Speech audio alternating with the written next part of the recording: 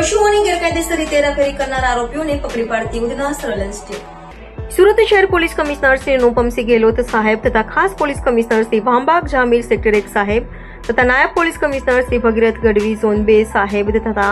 નાયબ police commissioner Shri Chirag Patel C division સાહેબને ગેરકાયદેસર રીતે પશુઓની હેરાફેરી કરતા ઇસમો વિરુદ્ધમાં કાયદેસરની કાર્યવાહી કરવા જરૂરી સૂચના આપેલ. જે અનુસંધાને ઉધના પોલીસ સ્ટેશનના police inspector Shri S N Desai તથા police inspector Shri VB Gohil નાઓના માર્ગદર્શન હેઠળ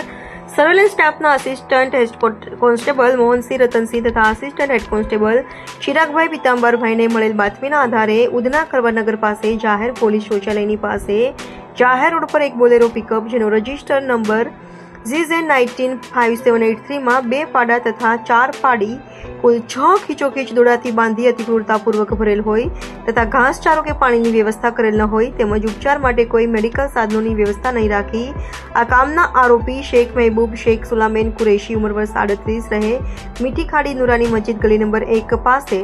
લિંબાયત સુરત તથા ચિસ્સો ખાન અલ્લાહ ખાન કુરેશી ઉંમર વર્ષ 55 રહે 103 ઉમિયા રેસિડેન્સી કોટફળિયું રાંદેર મોરા પાગલનાઓને પકડી પાડી બંને આરોપીઓ વિરુદ્ધમાં ઉધના પોલીસ સ્ટેશનમાં ગુનો રજીસ્ટર કરવામાં આવ્યો છે અને કાયદેસરની કાર્યવાહી કરી ઉપરોક્ત અધિકારી અને સર્વેલન્સના કર્મચારીઓએ ખૂબ જ સારી અને પ્રશંસનીય કામગીરી કરેલ છે.